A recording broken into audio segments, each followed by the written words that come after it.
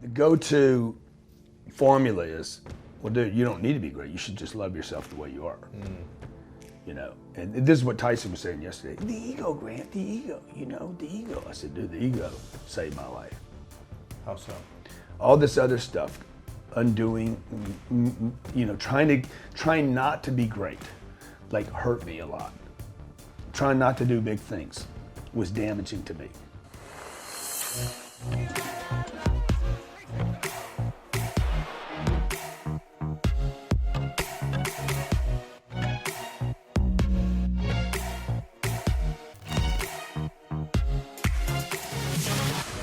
We got Grant Cardone in the house. He's back.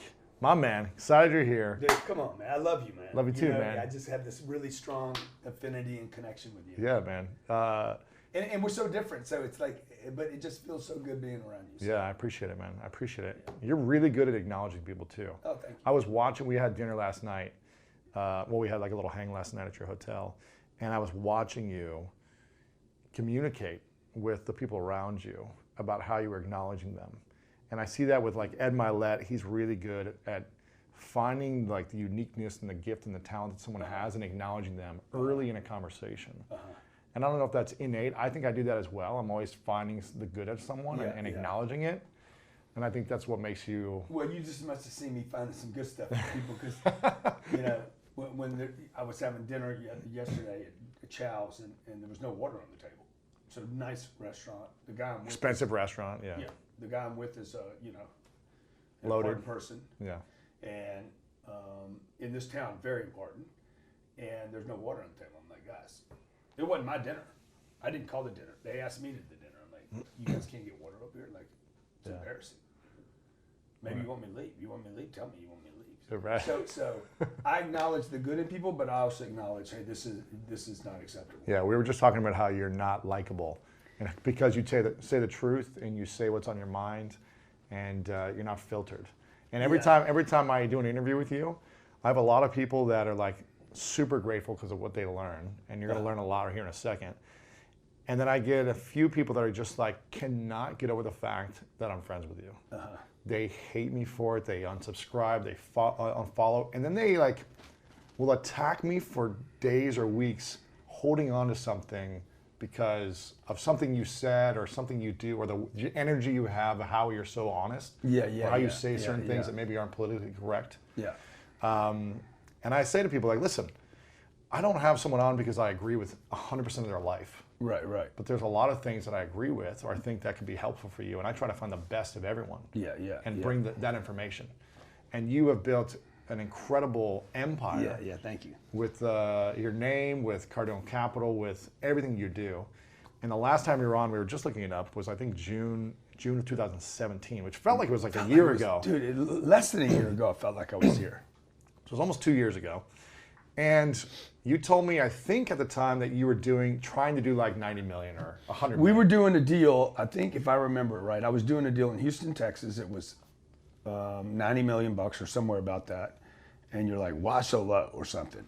And you were like, yeah, if we do 100 million this year in deals, like it's gonna be great. And I was like, why not 900 million? And that, dude, let me tell you, I left here. I mean, you gave me a great gift. So for all the people that hated that interview or I said something that bothered you, I know Lewis didn't say anything that bothered you, but you know, that meeting I left with, I mean, the one thing I'll pat myself on the back for is like, I get one piece of data from anything. I'll get more out of one piece of data than anybody I know. Just give me one piece. I'm not looking for the whole book. Like when I read a book, if I grab this book, when I open the book, you know, I'm like, okay, I make a decision every time I go read it. What can I find today in this? Not what do I agree with. I used to highlight everything and I realized, dude, all I'm doing is highlight the shit I agree with. And now I go in and say, I'm looking for something I don't know that can improve my life. And so out of that interview, even the interviews I do, what can I get? Like coming over here, what I wonder what I'm going to get today. What am I going to get from Lewis today? That's what I'm greedy, dude. Like, I know, and that's what I was thinking of last night. I was like, I'm going to get something out of Grant that's going to take him from the last interview, which was $100 million goal, to $900 million that year in 2017. Yeah. So I was like, why don't you get $900 million this year in 2017? We closed 4 I think $400 million worth of deals last year. It's amazing. I have $300 million in the hopper right now. It's amazing. A guy just called me on the way over here. He's like, okay, you're at 88. There was 3 guys in the deal. 1 dropped out. Do you have any room? And it's a freaking brand new deal, unbelievable, beautiful. I think I'll be still, and it'll be a little painful for 6 months or so. But these are the deal size. The deal size, dude, changed so much because of that interview. Because you were thinking like, yeah, if I can get 90 million this year or whatever it was. I was thinking about like 3 $30 million deals. Yeah. And I know everybody's thinking, oh my God, that's so big. Because I remember when my first deal was $78,000. I did not know how to come up with real estate. Yeah. I didn't know how to come up with the down payment. I remember doing seminars when I was 29 years old, and I wouldn't rent a lavalier mic because it was $80. You would just scream or get Dude, out? I would talk to 300 people for 8 hours. There was no microphone. I didn't rent the handheld, and I didn't rent this one because it was $80, and I was scared of the $80. I didn't have any money, dude. So anytime I'm like, oh, I'll save $80. That'll be 2 days. That's $160. I'm going to do, 50 of these this year. That's $9,000. And you can hear my voice today, like my twin brother's voice and my voice. Mine is definitely like jacked. Yeah, definitely. And I actually have some physical problems because I was having to freaking use too much effort. Wow. Yeah. I was 29 years old, man. I wouldn't spend the money. I was terrified. Yeah. So you spend the money now? Oh yeah. I mean, now we spend. Now the stupidity is kind of like, okay, what was I thinking? Yeah, invest in your health and longevity. Yeah, I mean, that's done. I don't have nobody's got an $80 problem. Right. They got $80 million problem. Yeah. That's how I approach everything now.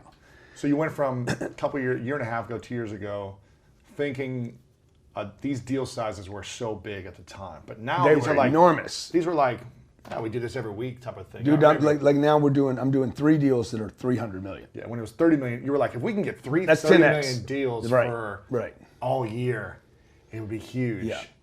And now it's 300 million. Since I left here, let me see, how many months is that?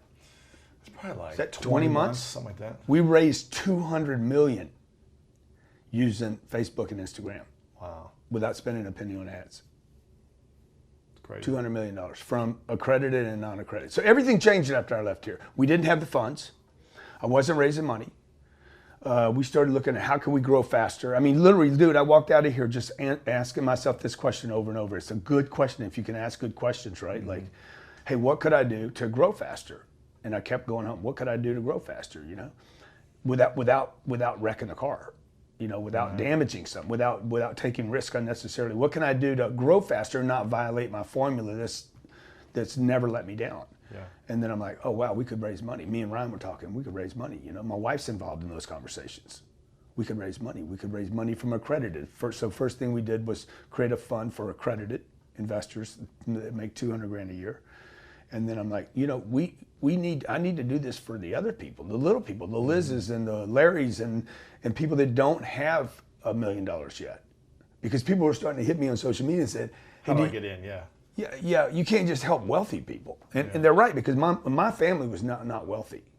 And then one day I looked at, okay, my brother can invest it with me, but 2 of my sisters can't. None of my cousins can. None of my nephews can. None of my nieces can. My mother couldn't invest with me. So I can't help any of my family members. Like, what am I doing? This is a contradiction to who I am. So we spent the money to create a fund for everybody. Wow, great. Yeah. And so you guys did that. What changed in your mind? Because you were doing big deals already, In the last, you were making millions, you had a thriving business, you had tons of employees, like things were growing already in 2015 to 2017. Yeah. Speaking on stages with huge audiences, what switched in your mind to go from 30 million to $300 million deals? And what do you think is needed for someone making 30,000 to go to 100,000 or 100,000 to $1 million? So, what's the switch? Like the switch is, if you try to go from 30, I'll just talk about myself, right? Like when I was trying to go from 30, and I remember when I was making 30 grand, when I tried to go from 30 to 100, I just ended up with all the same problems. It's like, okay, I'm making 30, let's say I'm making pies. I'm making pies and I'm making 30 pies. It's the same thing, by the way. Yeah. Same restrictions, a physical universe. I don't have enough time. I don't have enough dough. I don't have enough ovens. So the guy's like, I'm gonna go from 30 to 100. Well, you can't do that in the space you're in. So you need a bigger space. But you don't have the money for a bigger space. So the trick is to create a plan around going from 30 to 300, not 100. Because the people are trying to edge into it. I'm going to go from 30 to 40, 40 to 50, 50 to 60. But what they should do is put a plan to go from 30 to 300. Because immediately you'll be like, I can't do it in my kitchen anymore. Right. I need more ovens. I need more money. I need help. Immediately it unlocks you from this budget, this mentality that trapped me so long from worrying about $80 for a lavalier mic. Right. Literally, dude, like I was so terrified. I damaged my throat and my lower intestines, okay? Because I didn't understand, dude, $80 isn't your problem. Yeah. I was that scared all the time. Like a lot of people see me as a super confident guy, but I've just been scared. What are you scared of the most? Dude, I'm scared. I was scared of like, okay, I got something. Now I don't know what to do with it. I figured out how to get it. I didn't know what to do with it. I didn't know where it should go. So what did you get? You mean you got the money you wanted? I got the money, or I got some recognition, audience. or I finally got a little audience, or I got one industry to know me. And you didn't know what to do with it. How do I keep it? Yeah. How do you keep it? I don't think you keep it. I think you need to multiply it. Ooh. How do you multiply it? You multiply it by taking the risk to go to other industries. Yeah. Because you started in car, teaching sales yeah. of cars. Well, everything. Before that, I started stuff that I just lost at, right? Like, so, and again, I wasn't thinking big enough. When I was at McDonald's and I got fired from McDonald's. Flipping burgers or doing fries, or what were you doing? Whatever they had me do. They had me do what, this is what we do, right? It's a factory. And I was 16 years old, and my dad had been dead 6 years, so like, look, I'm uncertain. I'm 15, 16. I've just had sex for the first time. Dude, everything is so complicated. Making $5 an hour at that point, whatever it was. No, it's probably like 280. Wow. Yeah, but that wasn't the problem. I was grateful for the 280, but I was awkward. I was not confident. I didn't know how to talk to people. I hated the job. But if somebody would say, dude, go learn this game so you can own 50 McDonald's restaurants. Like if I would have had that idea, I'll bet you I would own a bunch of McDonald's franchises today. But I went there just for the 280. Yeah. Not for, hey, I want to do something. I truly think that the thing that I've suffered from the most in my life, as I look at Kobe and, all these pictures of these great people, dude, I just thought too small. I was worried about the $80. And I was worried about what the car dealers thought about me, that audience. And when did you start to think bigger, and how did that make you feel when you started to see like a bigger vision for your life? Well, I see these other guys. I see these other people doing things. A model. You see a model of someone doing. Mike Tyson. Bigger. I was with Mike the other day, right? Yeah. And when you watch the old tapes of Mike knocking somebody out, I don't care if you're like boxing or not. You watched like him in his prime at 19 years old. Yeah, he was a machine. People would be like, whoa. Or the one-arm catch, the great catch. Like the greatness has always pulled at my freaking inside so hard. Like literally, I'll cry at somebody doing something great because I know it's like, dude, that's you. I can't catch a ball and I can't knock anybody out, but I know there's something in me that's destined to do something. How do you know that something is in you? Because I can hear it, dude. I can feel it. I see it, recognize it. It recognizes, it notices in other people, right? So how could I see that in, Kobe, or Michael, or the singer that nobody knows about? This is not about celebrity, because I'm not a starstruck guy. Yeah. I am struck by moments. The comedian. Watching the comedian, his timing's just like perfect, dude. He's got the deal down. Like I get so moved. How could I recognize that if it's not in me? The same thing for like criticism of other people. Like when I see something I don't like in somebody, I know immediately there's no way for me to see that in him. If I'm not, that's not in me. Yeah. The water on the table last night, like not being there. I'm like, how many times have I ignored somebody and not serviced them properly? Right. You know, In your own business, yeah. Yeah, in business, or maybe Right. somebody right now that I'm ignoring, I'm not paying enough attention to, or. So, you know, that's been the thing, dude. Just that fucking, I want to be great, man. Yeah. And you know, and I know there's people that are like, oh, that's because he doesn't love himself. You know, that's the go-to thing. Me and Tyson were talking about this. You don't love yourself. Why? Well, why do I need to be great? Oh. That's the go-to formula is, well, dude, you don't need to be great. You should just love yourself the way you are. You know, and this is what Tyson was saying yesterday. The ego, Grant, the ego. You know, the ego. I said, dude, the ego saved my life. How so? All this other stuff, undoing, you know, trying not to be great, like hurt me a lot. Trying not to do big things was damaging to me. How was it damaging? Because dude, it put me in conflict. You mean like playing small or being Yeah, man. Like, how can you, you know, I showed up in that big truck, right? Mm-hmm. It's noisy, man. You could punch a button, it gets noisier, and that's what it was built for. It wasn't built to not be loud. Mm-hmm. And I don't think I was built to be loud or to be small. I was built, I don't think I was built to be quiet. Like they tell you when you're growing up, you know, be quiet, be seen, not heard, or be heard, whatever the deal is. You know, don't toot your own horn, and don't get too much attention, and don't promote yourself. But look, man, God was a show off, man. Look what he created. Just didn't stop either. It's not quiet. No. Yeah. Like, okay, rainbows, you know, suns, planets, like waterfalls, everything. Yeah, crazy, man. Like when we walk around nature and we look at all that, when I see this, whatever this is growing on your wall, that fungus That's stuff, fake, you know? but yeah. Dude, it looks good. It looks real. It looks real, dude. It's like, you got to get a shot of that. You know, I'm like, wow, man, that's living. Yeah. Right? At least in my imagination. Yeah, of course. So. Why do you think people, you know, I think we love people that are grateful and have humility, but we also love to see people do great things. Yeah. Is there a balance that they should have? Like also be grateful and humble as opposed to kind of like the McGregor. Dude, I love McGregor. Yeah. See, I like that. That's your energy. You're on that frequency. You know, who doesn't like it, dude? Look at how big the audience is. Yeah. You know, look at The Rock. He doesn't have little muscles. Right.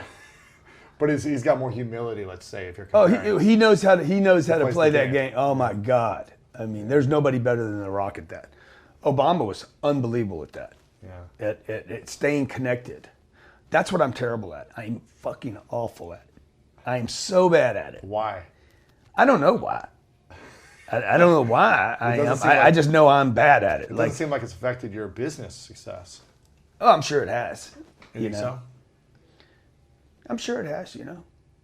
I mean, it has to. Losing If it slows people down from liking me, like if people, like my wife tells me, Elena tells me this all the time, like, she's like, the reason women don't like you, Grant, is because, you know, you sound like you don't filter anything. Right.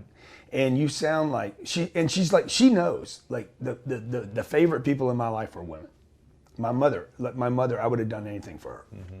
And she was my best friend. Yeah. And I depended on her. And later, I was with my mother when she died. Like, wow. I was the one she trusted more than, I hope my family doesn't see this, but my mother trusted me, did not trust me the most when I was growing up. And when she was dying, knew that no matter what, I would do something. I would be there for her. Wow. Like, and I would tell her the truth. Always tell her the truth. I'm the one that, when my mom, I got a call after Sabrina. We had just had our first kid right up the block here. And then my sister Diane calls and says, you need to get here now that Sabrina's born. And so I got on a plane, this is 9 years ago, flew to Lake Charles, and I walked in, my mom's in the hospital, and I'm like, have they told you what's going on? No, what do you mean, Grant? I said, has anybody told you what's happening now? And she's like, no. I said, well, what do you think's happening? And I was the first one that had the conversation and got her to say, well, I'm gonna die. Right. And I'm like, that's right. That's what's happening now. Wow. And it was the hardest conversation I ever had with anybody in my life. And it was like, okay, dude, you're gonna die. This is what's happening now. And my sisters didn't have the conversation with her. My brother didn't have the conversation with her. And I said, okay, that's what's happening. We got, I don't know, 12 hours, 18 hours, 20 hours. Huh? That's it, huh? Yeah, and I'm trying to take time out of this thing. I'm like, I don't want it dragging on.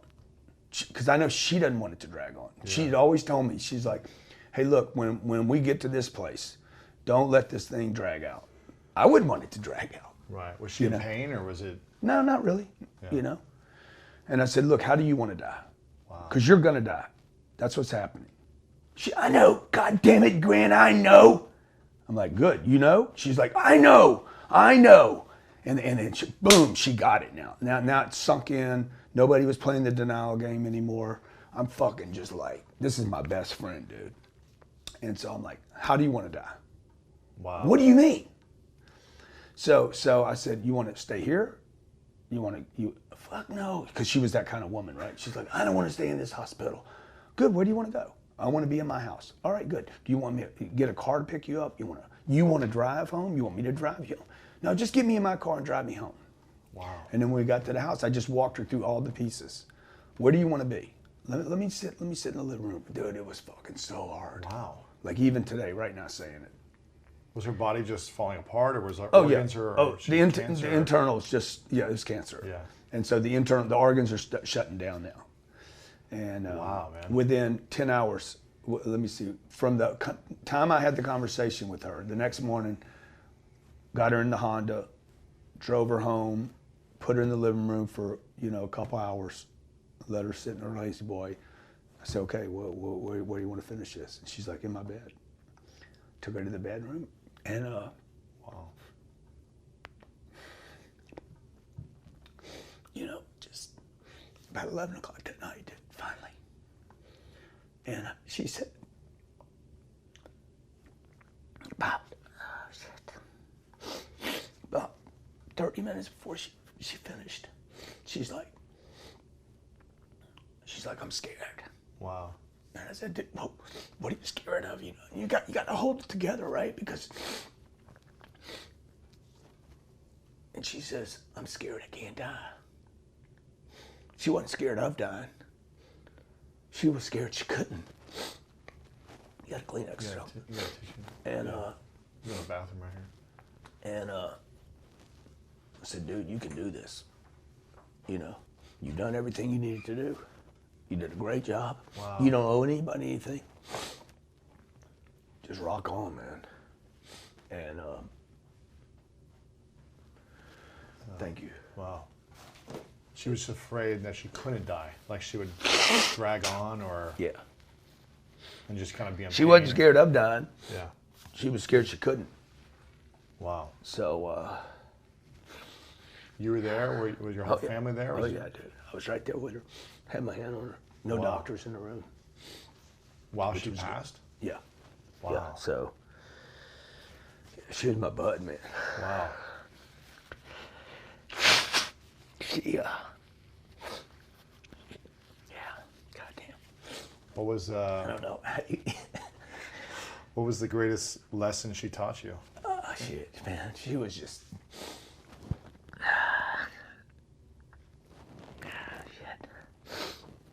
a lot of lessons, man. She was a very negative person.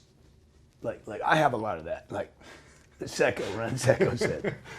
He says, Grant, you're a positive person. I said, dude, I am not a positive person.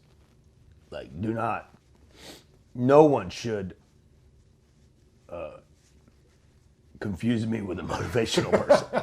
Because I'm not a positive person. Why aren't you? Because I understand that people die. Yeah. Like, I understand that life is hard and that there's evil. I know there's evil. I confront. Like, that's what people don't like about me, dude. Like, who says, okay, you're gonna die? It's hard, man. It's really hard to be that honest. Dude, my dad died when I was 10. My older brother died when I was 20. So by the time I was 20, I'm like, oh, people die. Wow. Like, you start getting used to it. Like I know Not people, just your grandparent or something. No, I know There's people I know today that have never had a death in their family. They've never experienced it. Yeah. And then they're shocked when their dad dies. I'm like, what'd you think was going to happen? Or their dog dies. I'm like, guys, you got a dog. It's a Great Dane. It's got a life of 11 years. Yeah. Hopefully it dies before you do. So my kids already know, like my 7 and 9-year-old, they already confront the issue of me as a body not being around one day. Yeah. So my mom taught me a lot, man. She taught me, tried to talk me out of most everything I ever did because she was negative. She was a mother, and it's a mother. She wanted to protect you. Make a sure mother's you're safe. 50% negative. Has to be. Right. You're gonna get a cold. Put your shoes on. Don't go out in the rain. So, but I had to learn how to. I had to learn how not to listen to that 50%. Wow. Was there anything that she taught you in the end, or any regrets from what you had done or what you hadn't done, or a promise you made to yourself after she passed, where you're like, you know what, I haven't been doing what I really need to be doing here. Is there anything like that for you? Mom, no, not with her. I mean, I told her when I was a kid, when I got clean from drugs, I said one day I'm gonna buy you a Jaguar. I never bought it for her. She called me one day. She was a funny lady. She said some football player had bought their mom a house. Yeah. And I was wealthy at the time. I was living in La Jolla down the south of here, and I'd done well, and I was still single. She's like, so and so bought her mom a house. Where's my car? I'm like, he'll end up broke too. You ain't getting a house. Right. She didn't want a house. I mean, she didn't want any of that stuff. Yeah. What does she want? She didn't have a lot of dreams. I don't think she lived way below her potential. Yeah. And that's why I understand women.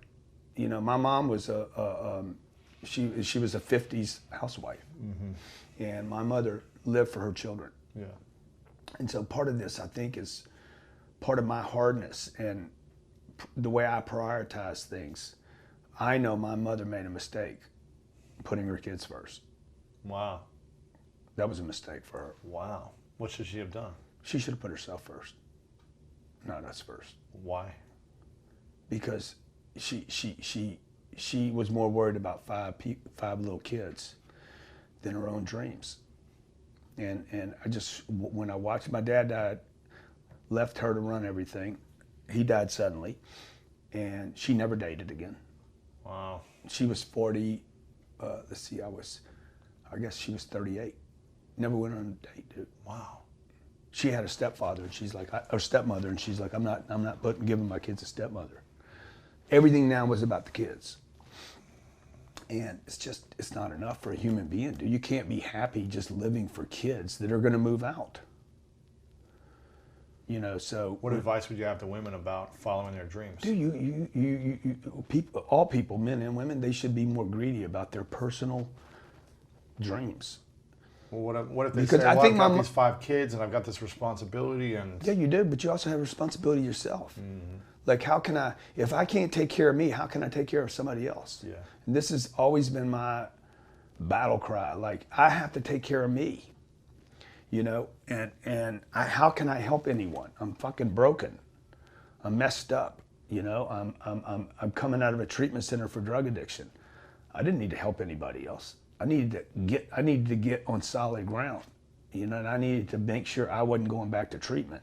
And then I needed to clean up the mess that I made. I needed to do this for me because, and that has been my contention now for many years. Like, just keep slowly taking care of your neighborhood until you're in another zip code. Yeah. Wow. Is there anywhere in your life right now that is still broken or still a mess that you need to take care of first? I let them go. I'm like, okay. I was having this conversation with Jamie yesterday. And I said, but dude, I don't do that because he's got this person. He's like, oh, she's got so much potential. And I'm like, yeah, I don't do that deal. I don't handle people with potential. I handle people that want to change. Yeah. So I would rather somebody that wants to say, hey, what do I do? I'll do it, than somebody's got a bunch of potential and won't do it. Right. What you tell them. But your own personal life, do you feel like there's anything that's broken inside of you still that you need to work on every day? Yeah. Or do you feel like you've kind of? I'm not working on the broken stuff of me, you know, but because I have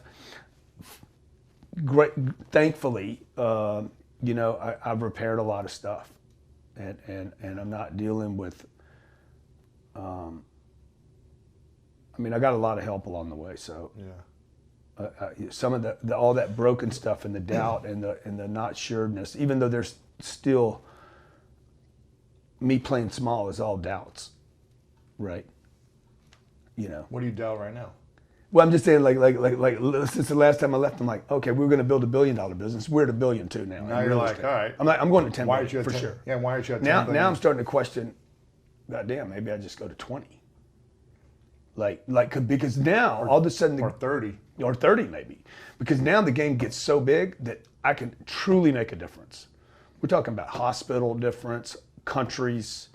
Like, you can make a difference. When you start hanging out with billions of dollars of control, you can make You can end poverty in a location. you can make, and you can start influencing the people that have the resources to do the influencing. So what's the mindset that's going to take you from 1.2 billion now to 10 billion by the end of this year, and then 30 billion by the end of next year? Well, that's not physically. I can't move that fast, right? That would be. There does need to be increments. Yeah, there does. Why? Because it's playing small to me. No, it's because there has to be foundations, right? There has to be. You can't just leapfrog that far without doing the work, without laying the groundwork. Yeah, and I'm in a physical universe, right? I could do it if I didn't have a body. Right. But the other people's bodies, their thoughts, their ideas. I'm dealing with a lot of other people. They have times, and they go home, you know, at 6 o'clock. Forever. Yeah. Okay. I'm dealing with other institutions that go a lot slower because they're getting conservative now. They don't want to lose. Yeah. So time unfortunately is so from 1 to 10, what's the goal? 10 billion by the end of what? I think what's real. Not what's real. Is I could be at 2 billion in 2020 for sure. I can open January 2020. That just sounds small. That just sounds like you're already at 1.2. It just sounds tiny compared to what Grant Cardone is capable of. No, but these are enormous, dude. This sounds tiny though. It's just in the $2 billion sounds tiny. At this level for you, it does sound tiny. I drove a Camry till I was 35 years old. Yeah, but you're 61 and you've been leapfrogging for years now. Yeah. It seems like it just seems small. Wow. I mean, not small. It's huge for me, but where you're at. I think we could be at 10 billion in 5 years, though. When I think of Grant Cardone and I think of the empire built. But you understand how much money you're talking about now? You're talking about Blackstone. Just a number. Blackstone has $12 billion of assets. People have money. You just need to get people to open their wallet and say, here it is. You just need to find the people with the money. I need a bigger team. I don't need to find that. They're already there. You know the people that have money. The whole world has money. Okay, so you just need a bigger team. So I need a bigger team. How big of a team do you need? My team probably needs to be, 100 plus. What do you got, like 50 right now, or 30? Well, it depends on what, but if you're just talking about the real estate, right? But I got 13 other deals that I'm running. So it just sounds small to me. Thank you, man. But you know what Thank I mean? you so much. It does. Thank you. You're Grant Cardone. You're not someone who says, I think I could get to 10 billion by 2024. It's like, yeah. Well, maybe if I quit doing podcasts. So you need a bigger team. So you need a higher It takes time. It takes I love how he gets fidgety in the seat. He's like, well, no, I'm like, it's like Mike Tyson. I was with Tyson, and he's like, well, so what do you want to do? In his voice, hey, what do you want to do, Grant? And I'm like, I want to meet 7 billion people. Yeah. And immediately, we should get you some of this tape. It's freaking fascinating. He's like, how many have you met so far? I'm like, not enough, man, but you're going to help me, Mike. Right. Because he knows a lot of people. Yeah. And a lot of people know him. Yeah.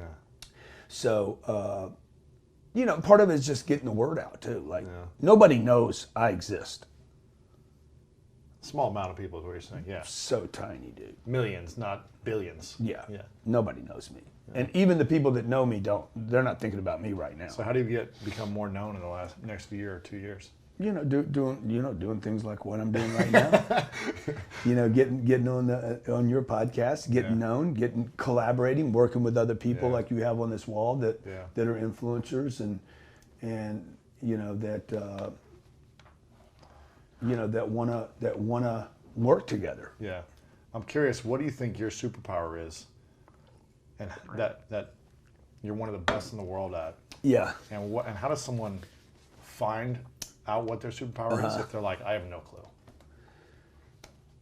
I think your superpower is like my superpower is probably. What do you think mine is?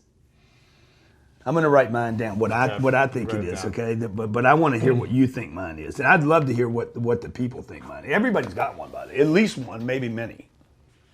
I know I have one for sure. I'm trying to think of what you would write down. I think what you would write down is your belief system is your superpower.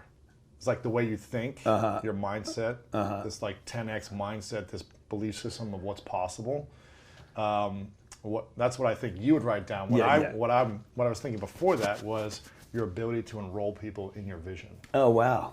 Like your ability to just be relentless about your vision and speak it into the world, one-to-one, one-to-many, and say, buy into this, buy into me, buy into my books, buy into my events, buy into my Cardone Capital, buy into the vision of what I'm about. Interesting you said that. So those two things. Is one, the internal belief system of like, okay, what could I do to 10x?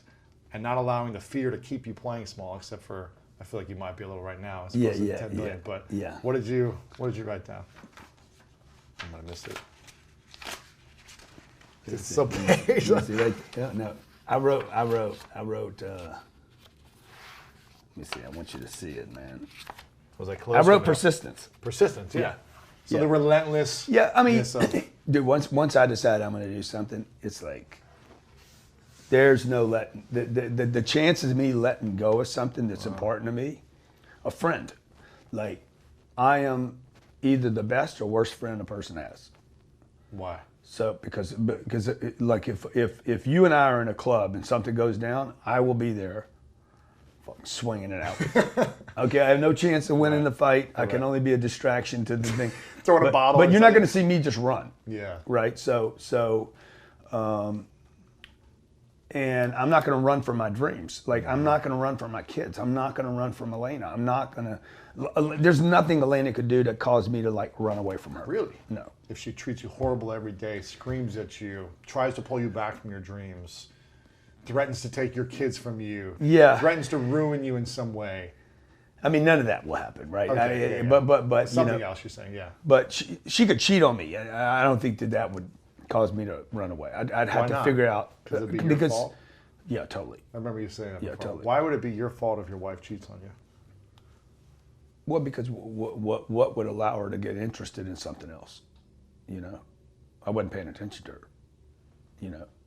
There's something was out. I had to know it. Like nobody's ever betrayed me that I didn't know beforehand they were going to betray me. There's always a sign. Mm-hmm. It's not intuition either. People are like, oh, I knew, I had this feeling. It's not intuition. You saw something happen. There was something you saw happen. There was some minute little movement. The energy. Something. They probably a physical thing. Like if you could just go back and look at what did the person do. The sign. Or say. Or do to somebody or not do. Maybe they didn't do something that was, that was consistent with what just happened. And you took that piece of data in, filed it, and then you disregarded it. Mm-hmm. I've always known, every time I've ever been with somebody that like got over on me, I'm like, I knew that shit was gonna happen, dude. Mm-hmm. I don't know why I'm surprised. I'm not surprised. Yeah. I didn't acknowledge it. Pay attention or have the conversation I needed to or have. Or sit down and talk to them about it, right? And so I think, me, one thing is persistence. Two is definitely, I understand math extremely well. I understand numbers. Numbers have always been friendly to me. and particularly multiplication and division. So that's a superpower I have. Really? Yeah. What do you mean by numbers? How it's a superpower for you? Why is that? I just understand them. They're very I literally I did a 2-day seminar after the 10X Growth Conference. We did 3 days, and then I did 2 more days right behind that on real estate to about 100 people. For 8 hours, for 16 hours total, I was living in this what was the Matrix to me, of formulas, literally While you were I wasn't in presenting? my body for 16 hours. Wow. For 2 days, I was not in my body. I was completely exteriorized, and because I was in this topic that I understand so well, and it's formulas and values and money and why something works, and like it was all like algebra. It was like all these numbers written on the wall behind me and a chalkboard, and I was living in them. And so I don't know where it comes from or why I have it or whatever, but I know that's a superpower. And the other one is the ability to know when something's right and say, yeah, we're going to do that, or no. Like really fast decisions. Why are people so slow on making decisions in life, business, relationships? Why don't they commit on something? Because I think this is that conversation about why you guys need to go talk to each other about, we're going to buy the car. Am I going to get a training session? Should I buy that? Should we move? Lewis has got a $300 program. The woman has to go talk to her husband to buy a $300 program. Or vice versa, yeah. Or the guy's got to talk to her. His wife, yeah. Because you guys don't trust each other. But mostly you don't trust yourself. Wow. Like, there's no way I'm going to talk to Elena. I'm not going to stop, ladies, and call Elena and say, baby, I bought I did a $140 million deal. What do you think? Now I got a buddy, him and his wife talk about every real estate transaction they do. He doesn't get any. He doesn't get any what? He doesn't get the deals. Oh, really? They're too busy talking about the real estate deal. And Someone else made the deal. I'm buying it. You're right. Wow. I don't call Elena. I tell Elena we bought it. She's like, great, man. Let's go do another one. She trusts you. celebrates. She trusts me, dude. She trusts the plan. She understands I'm a genius on this. She Right. This is your superpower. This is my She's not superpower. gonna question your superpower. Dude, exactly, man. Batman does not consult Superman. Right? He's like, go get it, bro. Right? Like, Fly over there. Go save the world. he can't fly. Batman can't fly, right? Like he can. So it's my superpower. Elena has her superpowers, And she probably doesn't consult you on. she never consults me on it. Yeah. Never talk. I don't even know what she's doing. I don't even understand what it is. She's bouncing on a ball, and she does this. She's gonna hate that I said this, okay? But I'm convinced that her bouncing on the ball is why she stays in such good shape. And she is thinking.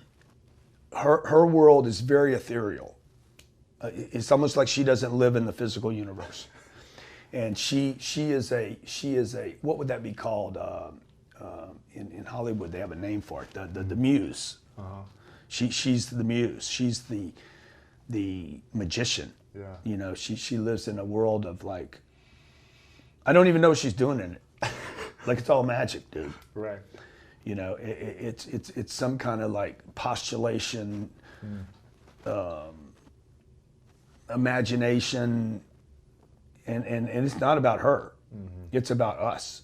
It's about something bigger. It's about people we're going to meet, places we're going to go. Elena has come up with so many brilliant ideas that I would have never thought, because I'm in effort. Right, my superpower is persistence and push and that relentless. Hers is not any of that. It's brainstorming. It's vision. She's like, oh, he doesn't. He's exhausted at 5 hours of an event. Oh, Grant, why don't you just do 4 hours? Keep the price the same. You never thought of it that way, yeah. Never thought about it. I never thought, oh, I'm gonna cut it from 8 hours to 4 hours. And then what happened was I went out to it was a product that we had that I used to deliver. And I said, guys, we're going to do a 4-hour event. Twice the people showed up. And we didn't have to reduce the price. Wow. And that was Elena. Because I would have never thought of it. Yeah. How did you know? Here's 2 questions. One, where do you think you'd be without being married to the right partner Yeah. currently, because you're 61, is that right? Yeah. Where would you be? Would you be building as big of a business, an empire, without having the right married partner in your life? Could you do it single? Well, one, I think I'd be miserable. You know, because I remember being single and I wasn't happy. Yeah. I was with somebody all the time. But you weren't happy. I always had somebody. But I was miserable, dude, because I didn't have the right person. And, you know. How did you know it was the right person for you then? Well, I thought it was just because of the way she's mocked up. Mm-hmm. You know, it's just her physical unit was like, okay, that's my deal. And then the way she kind of like her attitude was fit for me, her confidence, mm-hmm. and her vulnerability. You know, I liked all that. But you know, where would I be? I mean, dude, I don't think I'd be doing what I'm doing. What would you be doing? I think 50%. I mean, unless we get a divorce and I got to go to prenuptial, the you know, she wants 50%. Which, by the way, I would tell her, hey, dude, you can't take 50 of this. This is ridiculous. But she has definitely contributed to this expansion, yeah. right? That because I never imagined I would be where I am today. Really? Oh no. What did you imagine? I'm going to make a couple $1,000,000 a year. And... Yeah, that I'd have money. Never thought like at this level, ever. So you think your wife? I bought a house up the street. I guess 15 years ago. Doheny, right? Yeah, I was worried I couldn't pay for it. Wow. Oh yeah.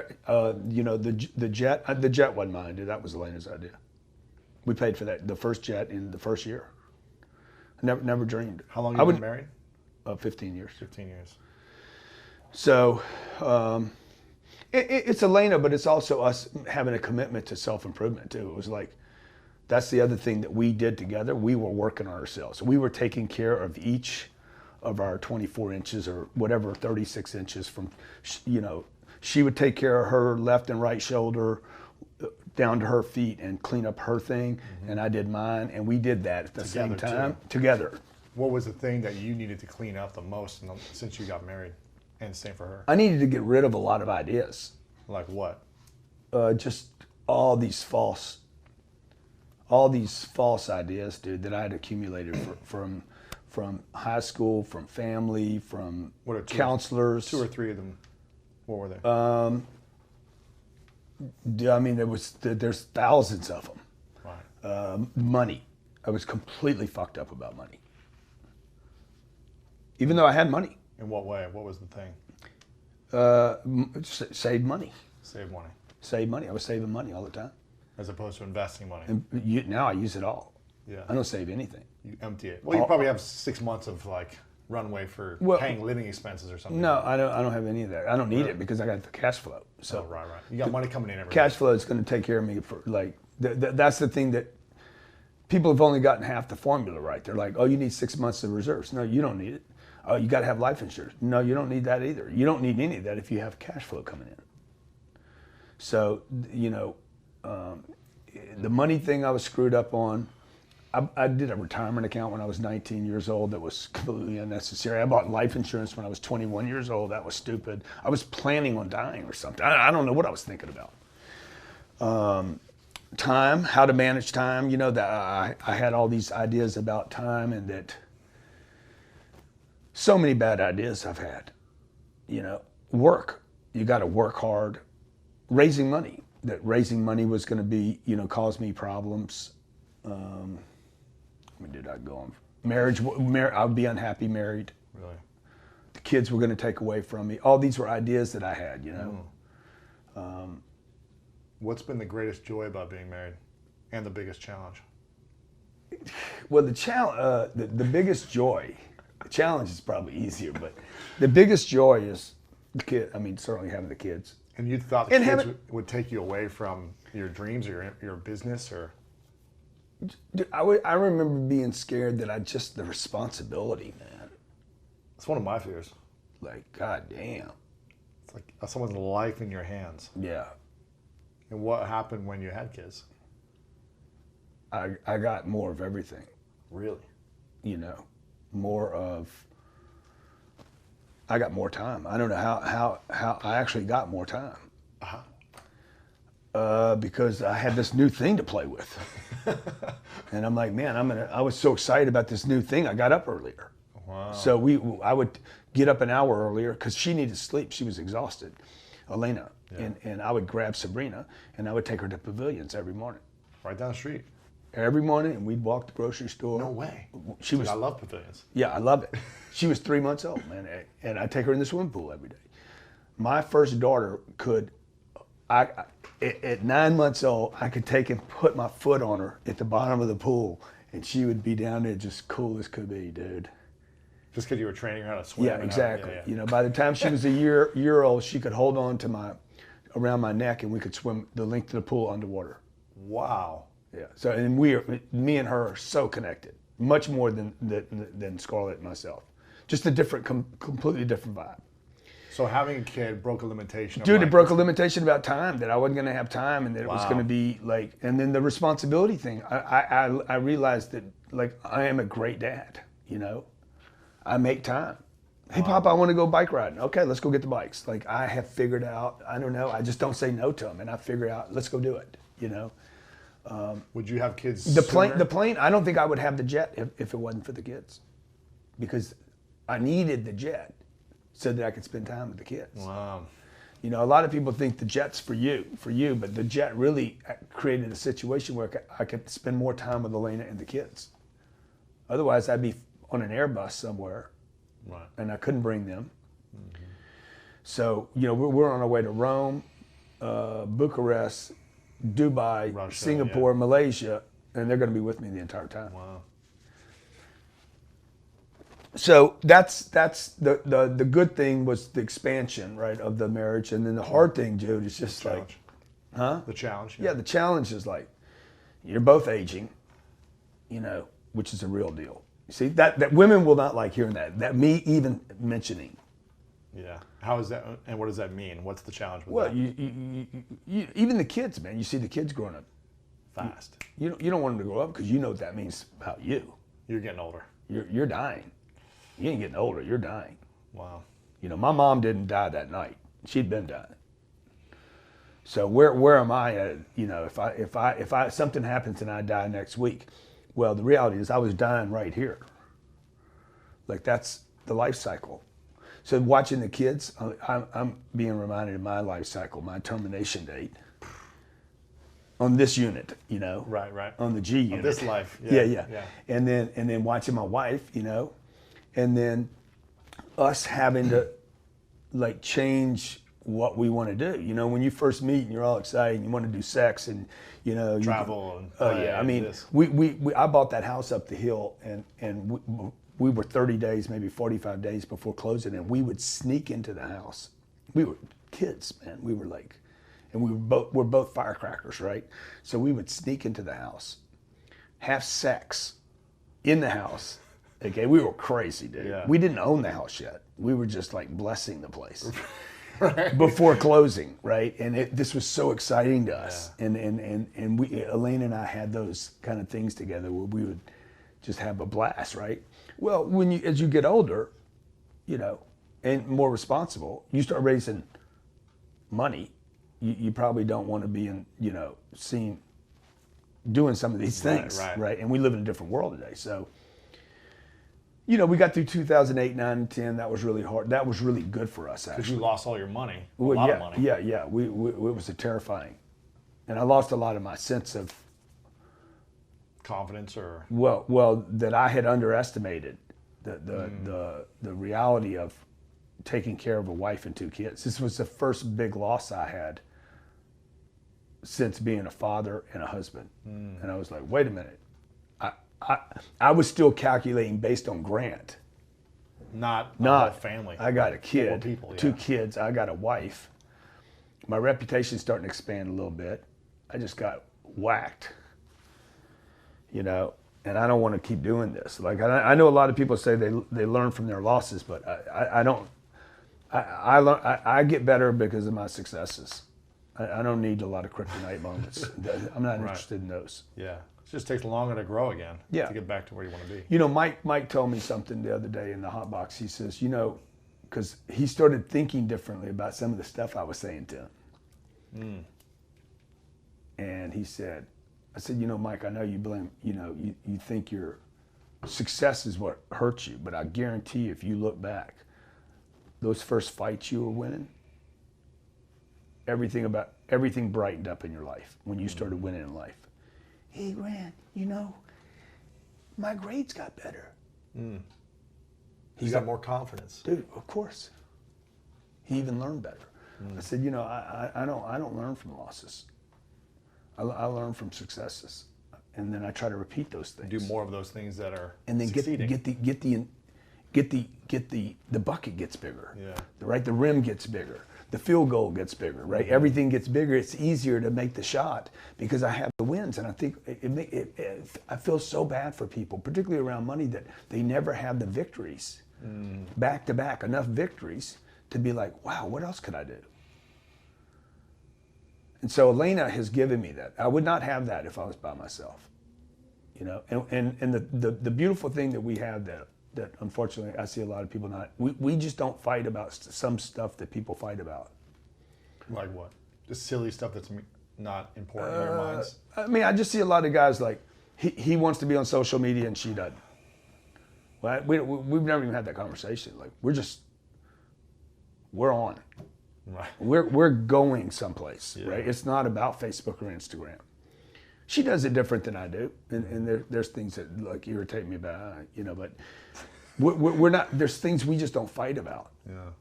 What do you fight about? We probably fight about, let me see what we fight about. It's the same shit over and over, right? It's always the same stuff. Like we moved rooms and into a different room at the hotel today. And I'm like, how much is this room, Elena? And she's like, I don't know. And I knew she didn't ask. Yeah, she said, I want this. She's just like, okay, we're in a bungalow. We stayed longer. That room's sold out, so they need to move us to another room. They move us to this penthouse room. I'm like, how much is this room? $5,000 a night or something. And she's like, it doesn't matter, right? What matters is that she doesn't know. Now, this is a game that I play with her. And it's not a fun game. It's a game that nobody wins at. What's the game? And the game is, how much is the room? I know she didn't ask because I know she does not have, that's not her style. Her superpower either. Dude, she's not going to ask the guy.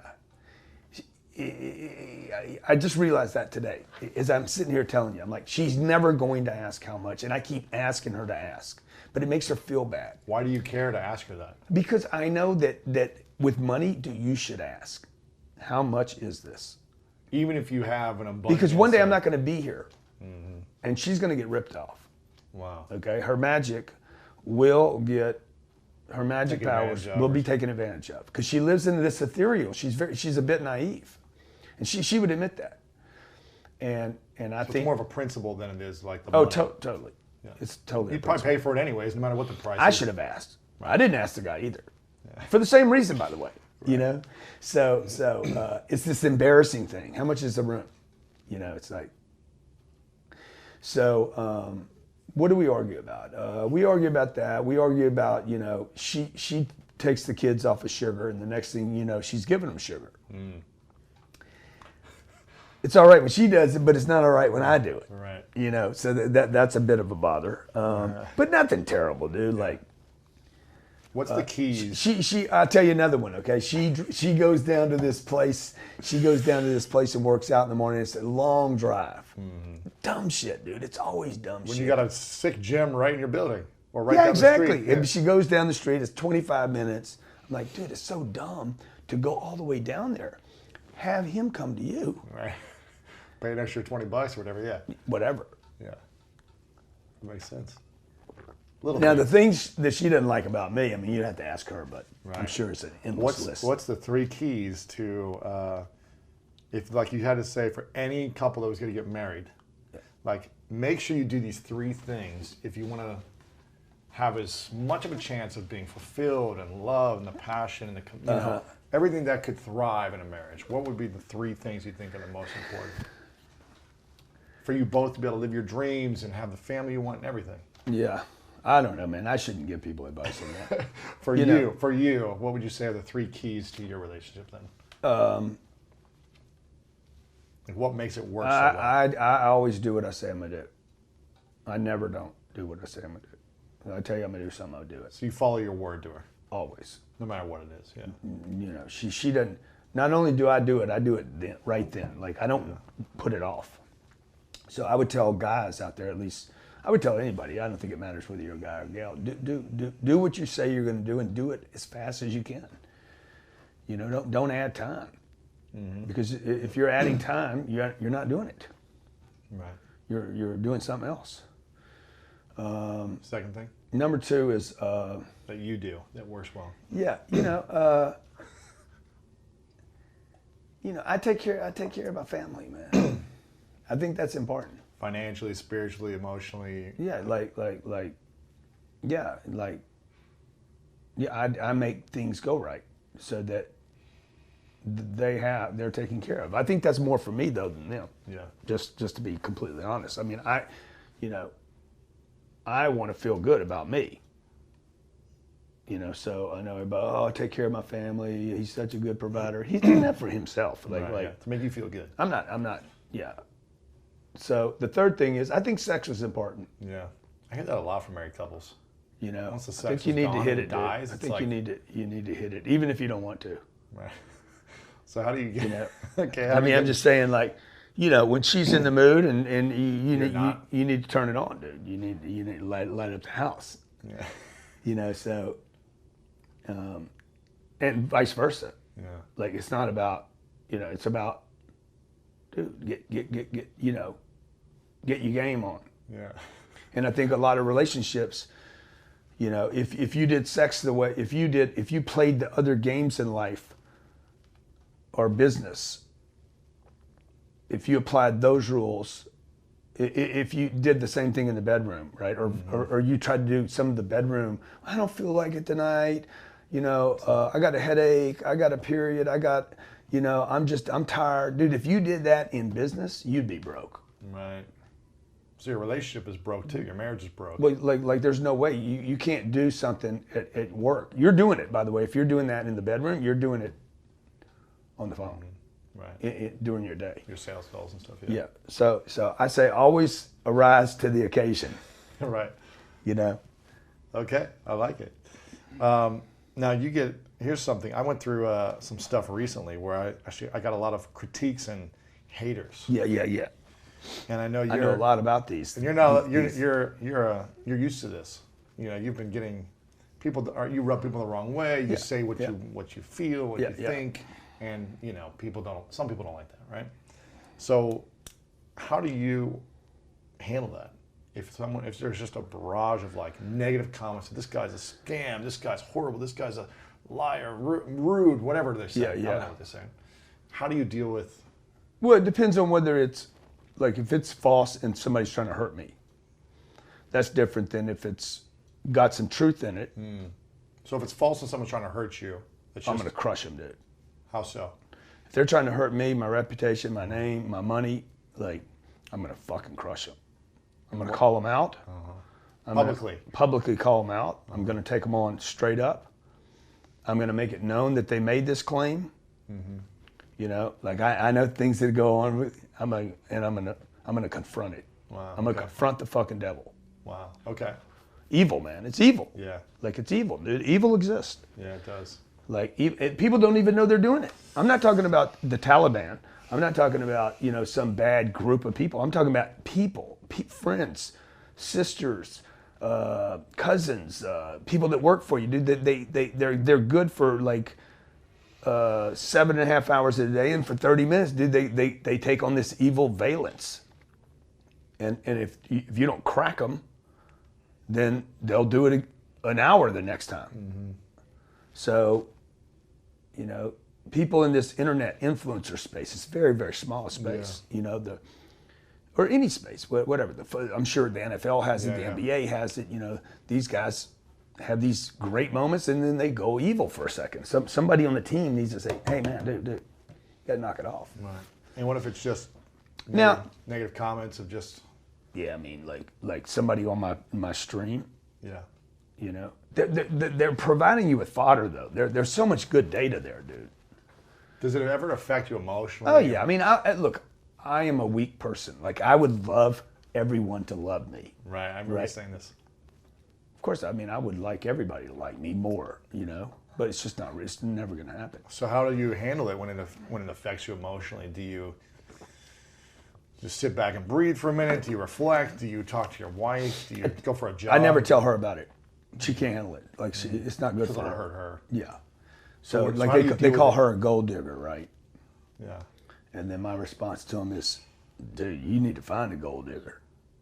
Because if you're the only one digging and she's not, That's great. she's digging with See, you. I use it. Right. I roll with it. Wow, It's a geo. What is that? It's The like karate Tai Chi, move, it's right? like moving with it. Yeah. It's move with the energy, dude. It's got all this juice on it. Yeah. You know, people call me a show off. Like, I use it now.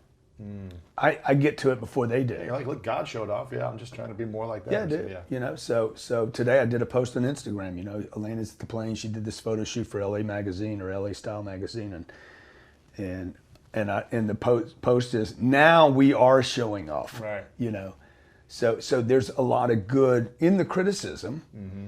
Or the brokenness, whether it's just character defects or whatever, there's probably some truth in it. So it's like, How do you handle that emotionally, and how do you not let it consume your mind for too long, where you're like not doing what you want to do? Like, how do you personally deal with it? Not obsessing over. For if like, anything, like some of it's that's just not. It's just mean, right? Some of Yeah. it's mean. It's not Yeah. meant to really cause any damage. They're just meanness, you know. I mean, those people. What I'm going to do is I'm going to probably try to see if I can harness some of that energy and show them, like, really put it in their face. how so? Like, okay, watch how big I can get. Yeah. So your ego gets involved, and you're like, A little I'm gonna bit, show yeah, you. totally. Yeah. Like okay. These guys that sued me back in 10, you know, and it was completely malicious, totally Isn't frivolous. that the worst thing when you get something that's just coming after you, and you just have to deal with it, Dude. even though when it's wrong? It's and happening there's all the time lies, too. and These people come after you. The it's go-to like- movement, some of that was legitimate, Yeah. some of it was not. Yeah. Like people accusing people of doing stuff that wasn't done. And just spreading lies. Totally, Some of it, some of it, making accusations about people that aren't true, that are completely fabricated. Like that I had does someone happen. do that to me, Yeah, and it's like evil evil, dude. because there's nothing, there's no proof, and I'm And like, that "Show me person's the proof." convinced. I'm like, please show me the proof. Yeah, Show me where I did something. yeah. You can't just say what you want, and then people. You kind of can though. You can, that's the thing that pisses me off. You can. Yeah, Someone can say what they want right now, and just people believe it. Yeah. Without having any facts or hearing another side of the story, Yeah. you're getting nothing. It's messed up, man. It is.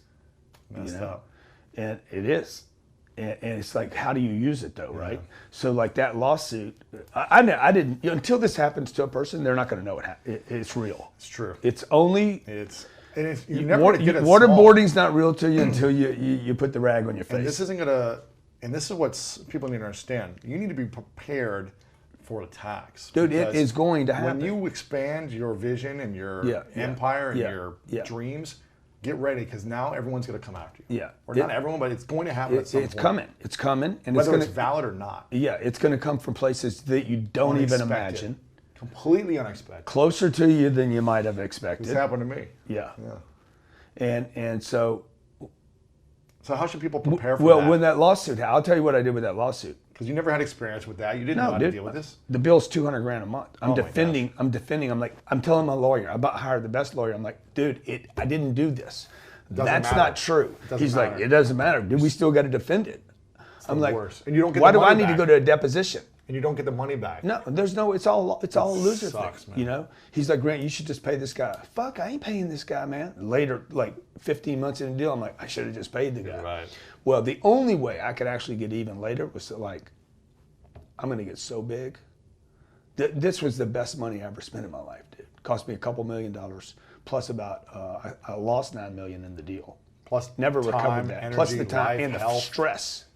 Had to take 4 years off my life. Oh my gosh. And but at the end of it, I told Lane, I said, I'm gonna get so fucking big. This guy, every night, every morning, he's gonna wake up. He's gonna have to see me. Wow.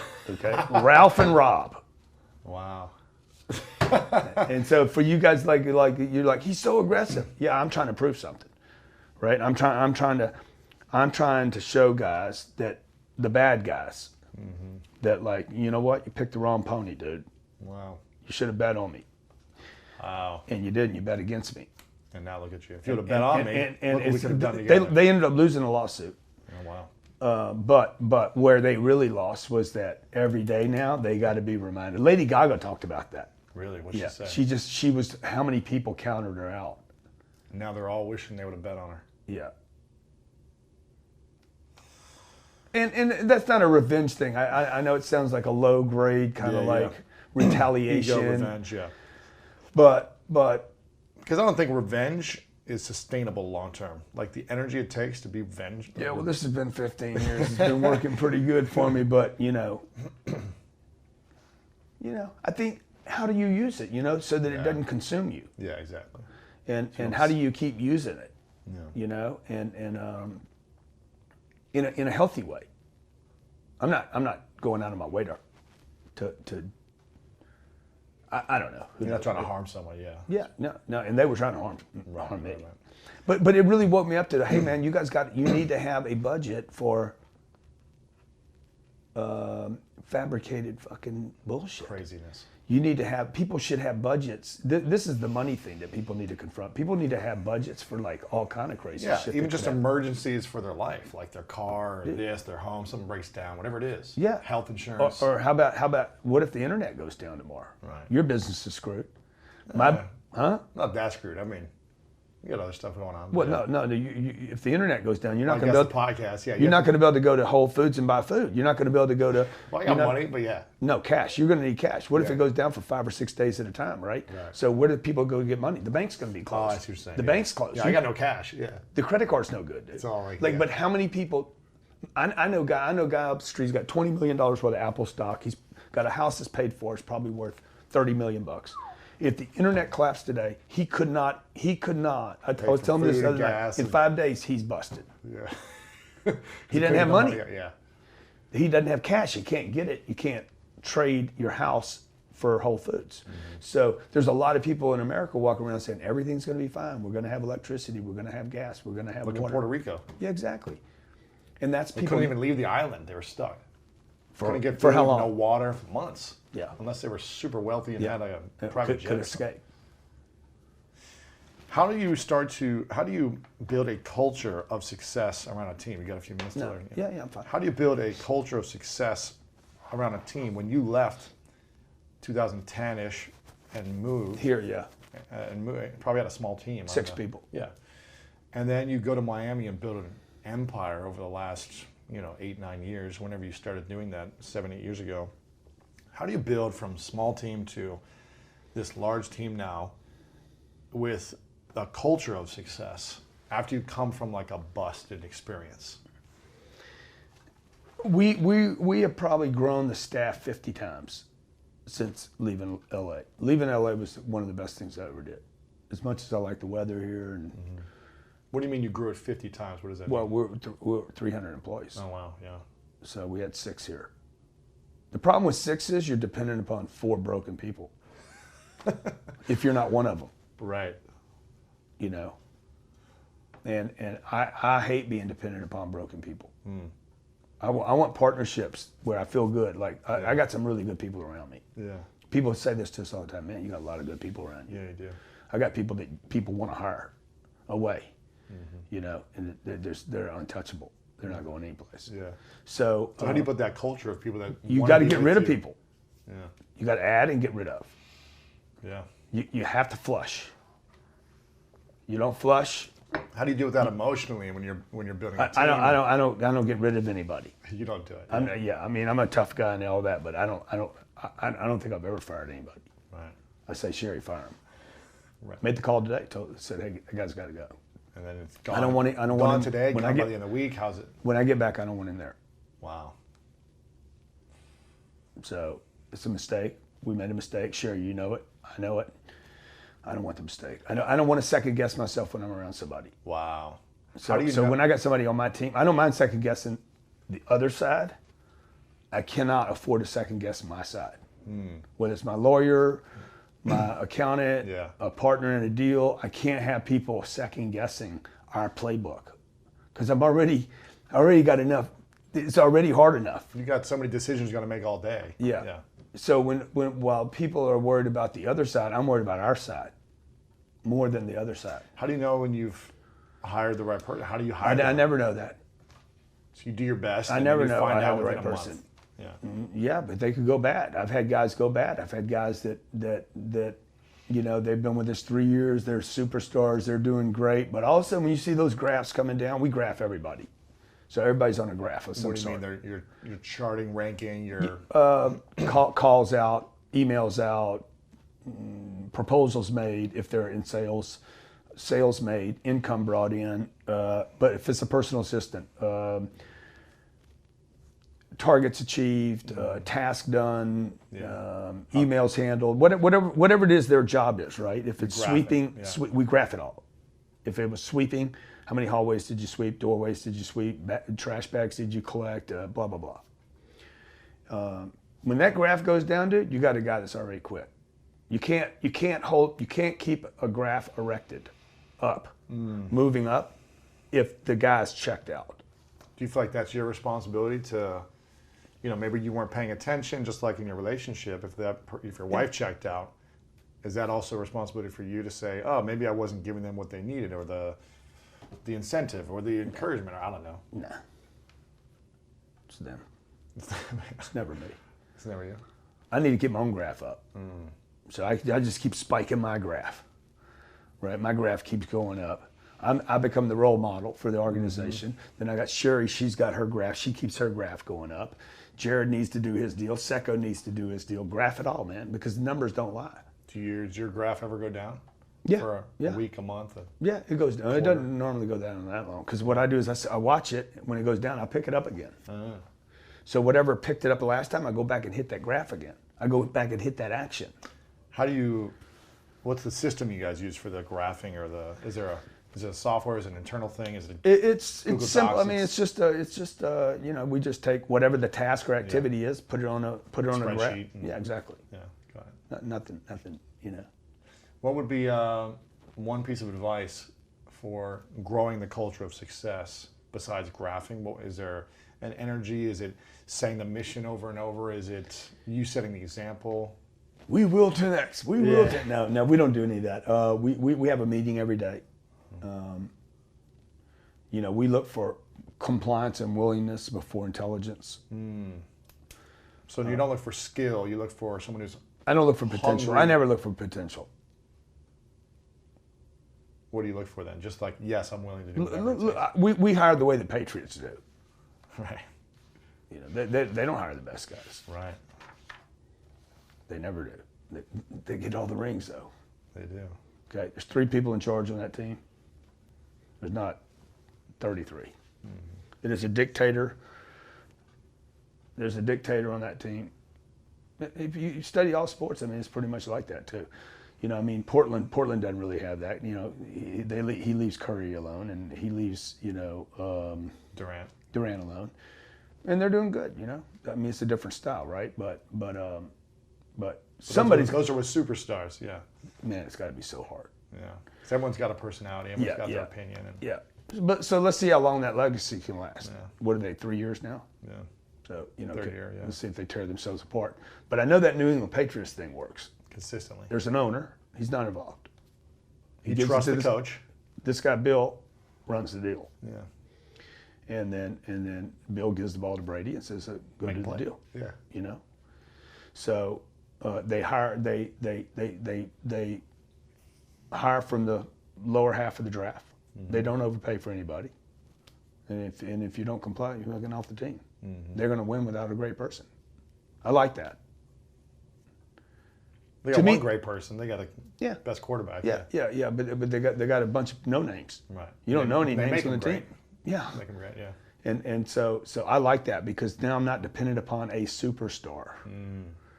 Right.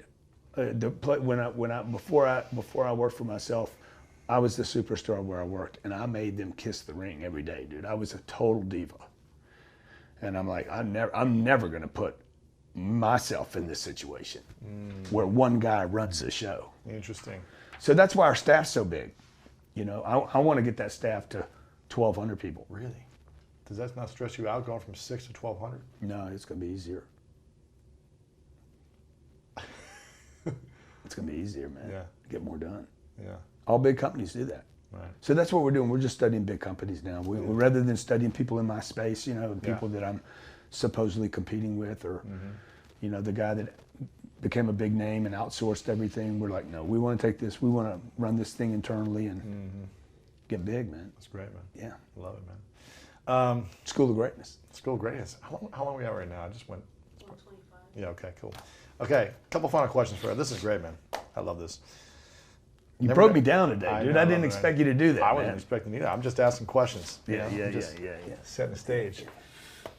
This is called the 3 truths. I think I've asked it to you before. Okay. So imagine it's your last day. Yeah. But you pick the day. Yeah. Pick the year, you know. You can be as old as you want. Uh-huh. At some point, you got to leave this physical body and you go to the next realm, wherever you're going. Yeah. And you achieved everything, man. You made the 10 billion as 100, whatever you want it to be. Yeah. You got it. Achieved everything? Everything you wanted up until that moment happened. Yeah. Maybe you still had more dreams beyond that, but maybe you did it. Yeah. 10 billion, 20 billion, 100 billion, whatever. It's just a number. Yeah. Kids are happy. They're healthy. They love me. They're married. They're there by your bedside, just like you were with your mom. Yeah. They're there. Yeah. Everything's loving. Yeah. Connected. There's no negative energy, and you got an opportunity to share a message with them. Yeah. That they would then share with the world. Yeah. And you've created a lot of books. You know, you've got tons of books now. You guys can go get this book, The 10X Rule, which is crushing it. You got all these other books and programs and videos, thousands of videos you got, but you got to take all of it with you. So no one has access to this information anymore. Oh, wow. What a shame, dude. What a shame. You got to take it with you. Yeah. But you get to have a piece of paper and give to your family 3 things you know to be true. You know, you got an hour left. You said your goodbyes. You said this and that. Yeah. I'm gonna write down 3 things that I know to be true that Yeah. you can have and then share with the world. These are my lessons that I would give to the world. Yeah, awesome, man. I want you to give them to the world. There's only 3 things that I'm allowed to say. What would you say are your 3 truths? You can do anything. That'd be number 1. Yeah, for sure. You can do anything. And more than you ever freaking dreamed. But everybody is underestimating what they can do. Okay. Number 2, you can't fail. It's impossible. It's just impossible. You can't even quit. You can't quit. There's no way to quit. And number 3, you're not a body. You know, you're not your physical unit.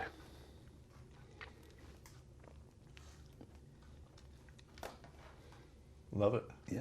3 great lessons, man. 3 truths. Where can people find you right now?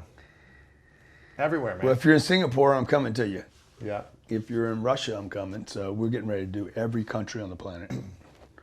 So this idea that I'm going to go meet 7 billion people, I don't, probably never do it, but we're going to at least give it a try. Yeah. And until then, wherever you can see me driving a truck through Beverly Hills and Instagram. Yeah, but Grant Cardone on Instagram, Facebook. Yeah, Grant Cardone everywhere. Grant Cardone. Yeah. You've got. We finally hit 1 million subscribers on YouTube. Congrats. Finally did that. I've got like almost 500,000. I gotta step it up, man. So hard, dude. It's a lot, man. So hard. 12 years. Yeah. I think 12 I've been years on it there. took me. 12 years myself, yeah. I didn't start getting into YouTube about 3.5 years ago. Yeah. Really going all in, but. So hard. I mean, I didn't even ask people to subscribe to the channel for 8 years. Yeah. Maybe 9. Yeah. You got 10X Growth Con. Yep, we're doing our next one. We're gonna do a 10X kind of version around the world and around the United States.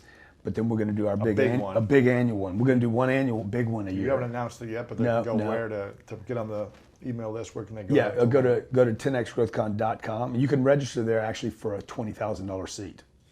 Because this year we have 2 stupid parties planned. One, you won't know where you're going until you get there. Moment. It's like an experience. Yeah, it's going to be a trip, dude. Wow. And it's going to be confined to the only seats that we're selling right now are the VIP seats. So there's 3 levels of VIPs, and also be part of the show. These seats will be an experience, part of the show itself. And we got some super talent that's going to be, I mean, crazy, dude. Wow. Some of the names I'm going to try to get there this year. Massive. Or like, people will be like, wow, he did it. Dude, that's fucking ridiculous. Right. Okay. So 10xgrowthcon.com. Go get your tickets, pre-register. Or just register to see if even if you don't want to buy one right now, register, see if you can win the $20,000. You're doing a giveaway. Banger. Oh, wow. That's great. Yeah. Okay. So sign up there, 10xgrowthcon. That person will speak on stage, by the way. Oh, wow. Yeah. That's big. That's big. Yeah. If you can handle that many people. Right. Sometimes that's too much for people. They're like, what else how else can we be a part? You got CardoneCapital.com. CardoneCapital.com is probably going to be the thing I'm going to end up being known for. Like, this is kind of ridiculous, but the books and the programs and the sales and the university and Cardone University, it's probably Cardone Capital that I'm going to end up being known for. So we're literally, we've already had calls from hedge funds saying, hey man, how much money did you raise? Right. A bank called me. You raised $200 million in 20 months.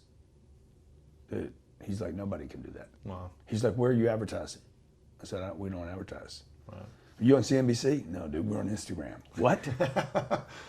Crazy. He's like, what do you mean you're on Instagram? Where do I see your ad? I want to see what the ad looks like. I said, there's no ad, bro. We've never spent a penny.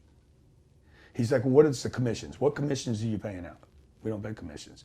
100% of the 200 million is invested in real estate. There's not one penny taken out.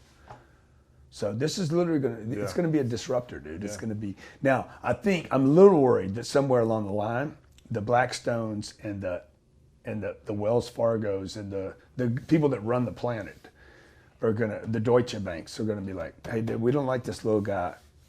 If I get big enough, there'll be some negative impact. We'll just try to buy you, maybe. Maybe. Well, I'm invested in it. I love it. I love getting a check every month. So thanks for giving me a check every month. You got it. Check it out, CardoneCapital.com.